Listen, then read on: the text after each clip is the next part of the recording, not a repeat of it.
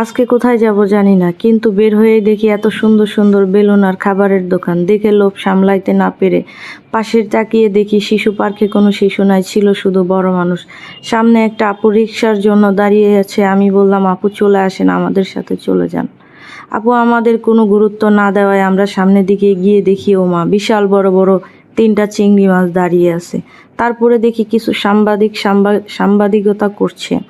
হঠাৎ তাজু ভাইয়ের কথা মনে পড়ে গেল, সেই সেম স্টাইলে। যাই হোক, পিছন দিকে চায়া দেখি চিংড়ি মাছগুলো এখনও দেখা যায়। কি আর করব, কিনে রান্না করে খাইতে হবে। সামনের দিকে তাকিয়ে দেখি পাশেই রয়্যাল হোটেল বা রেস্টুরেন্ট, যেটাই বলেন, অনেক লাক্সারিয়াস এবং খুবই সুন্দর লাগে আমার কাছে। সামনের মামাটা বলতাছিল একটু সাইড দেন, পরে বলে আমি পারবো না, তুমি আসতে যাও। এইখানে আমার কালো হাত আর কালো পাওটাও দেখিয়ে দিলাম, পরে আবার ভাববে কে না কে ভিডিও করতেছে। তো দেখতে দেখতে চলে আসলাম পাওয়ার হাউস মোড় রেল স্টেশন। তো রেল স্টেশন আসার পরে এখানে আমি আর কিছু চিন্তা ছিলাম না, ক্ষুধায় মাথা ঘুরতাছিল। তাই ভাবলাম একটু বাদাম খেয়ে নিই। বাদাম খেয়ে গলা শুকিয়ে গেছে, তাই একটু শরবত খেয়ে নিলাম।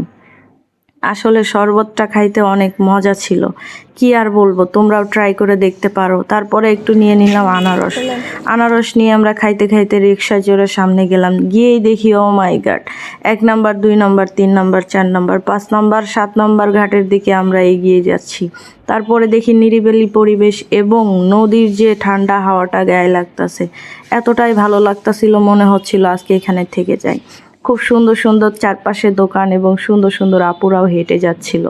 আমার মনে হচ্ছিল তাদের সাথে আমিও একটু হেঁটে যাই, কিন্তু তারা ফ্যামিলি থাকায় আমি তাদের সাথে যেতে না পেরে রিক্সাতেই সামনে চলে গেলাম। এত নিরিবিলি প্লেস, আপনারা একদিন আসবেন, দেখবেন অনেক ভালো লাগবে।